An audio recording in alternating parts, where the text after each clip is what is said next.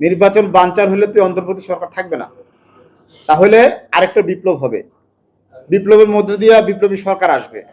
সেই ক্ষেত্রে হচ্ছে আমি মনে করি যারা এখন এই যে বিভিন্ন সুযোগ সুবিধা আছে তারা নির্বাচন বানচালের দিকে যাবে না, বরং নির্বাচন হবে ইনশাল্লাহ।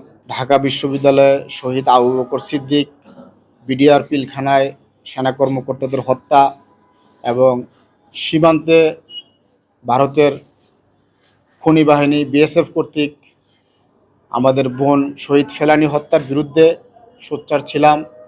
এবং 2013 সালে শাহবাগে যে ফেসিবাদী আন্দোলন তৈরি হয়, সে আন্দোলনের মধ্য দিয়ে হাসিনা একের পর এক নির্বাচন কুক্ষিগত করে। সেই শাহবাগের বিরুদ্ধে শুরু থেকে 5 ফেব্রুয়ারি থেকে আমি বিরোধিতা করি।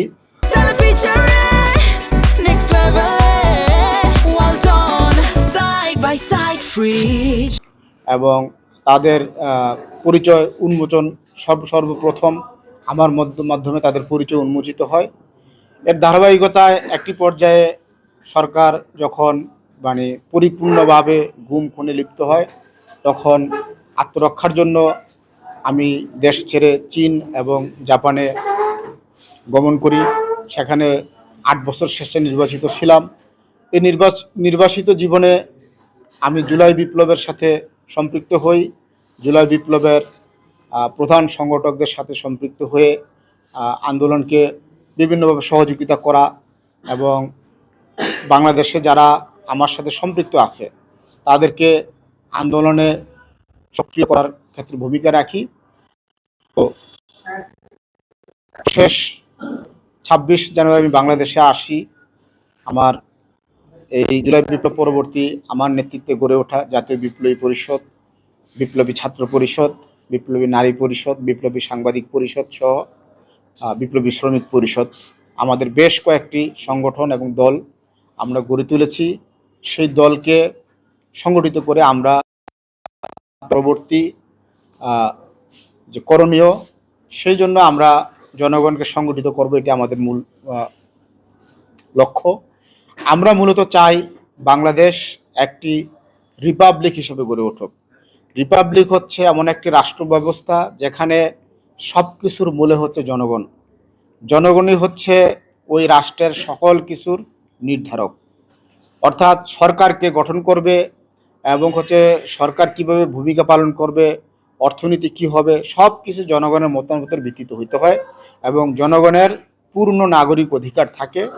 বাংলাদেশকে সেরকম একটি রাষ্ট্র হিসেবে গড়ে তোলা, সেটার জন্য একটা নতুন সংবিধান প্রণয়ন করা, পুরনো ঔপনিবেশিক আমলের আইন কানুন বাতিল করে নতুন আইন তৈরি করা, তারপরে বাংলাদেশ যেহেতু একটি মুসলিম সংখ্যাগরিষ্ঠ দেশ, তাহলে এখন এই দেশটি যাতে কোরআন ও সুন্নাহর ভিত্তিতে চলে, সেটার জন্য যে রাজনৈতিক কাঠামো, অর্থনৈতিক কাঠামো তৈরি করা দরকার এবং সামাজিক সাংস্কৃতিক সমৃদ্ধি প্রয়োজন, সেই সব বিষয়ে আমরা ভূমিকা রাখবো। এটা আগামী দিনে এটা হচ্ছে আমাদের প্রধান মানে লক্ষ্য।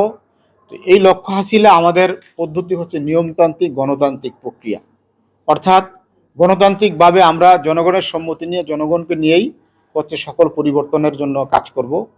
এবং আমাদের এই কাজের একটি মানে আজকে আমরা সংবাদ সম্মেলনের মাধ্যম দিয়ে আমরা জাতিকে জানালাম যে 12 ফেব্রুয়ারি আগে আমরা সকল রাজনৈতিক দল, নাগরিক সমাজ, মিডিয়া, সামাজিক সাংস্কৃতিক সংগঠনকে একটি বার্তা পৌঁছে দিতে চাই, যেটি হচ্ছে নির্বাচন পরবর্তী বাংলাদেশকে রিপাবলিক হিসেবে গড়ে তোলার জন্য লড়াই হবে। জুলাই বিপ্লবের এটা পরবর্তী স্তর, সেই স্তরের আলোকে এই মানে আমাদের নতুন সংবিধান প্রণয়ন, জনগণের অধিকার বাস্তবায়নের জন্য যে সংসদের বাইরে সর্বাত্মকভাবে যেন মানে প্রচেষ্টা হয়, সেই জায়গা থেকে আমরা বার্তা দিব এবং ওই বার্তার আলোকে নির্বাচন সুষ্ঠুভাবে হয়ে যাওয়ার পরে নির্বাচন পরবর্তী সময়ে আমরা আন্দোলন সংগ্রামের দিকে যাব। এই লক্ষ্যে আজকে আপনাদের সামনে আমার হাজির হওয়া। আমরা গণমাধ্যমের সহযোগিতা চাই। গণমাধ্যম হচ্ছে গণতন্ত্রের মানে মূল রক্ষক। কোনো দেশেই গণমাধ্যমের ভূমিকা ছাড়া গণতন্ত্র জারি থাকে না। সেই জন্য আমাদের একটা প্রচেষ্টা থাকবে গণমাধ্যমকে লিবারেট করা, অর্থাৎ মানে বিগত ফেসিবাদী সময়ের যে গণমাধ্যমের উপর চাপ ছিল, দখলদারি ছিল, নতুন করে নতুন সরকার বা নতুন রাজনৈতিক দলগুলোর যে চাপ আছে সব চাপ থেকে মুক্ত করে গণমাধ্যমকে একেবারে জনগণের সাথে সম্পৃক্ত করা, এটার জন্য আমাদের লড়াই জারি থাকবে ইনশাআল্লাহ।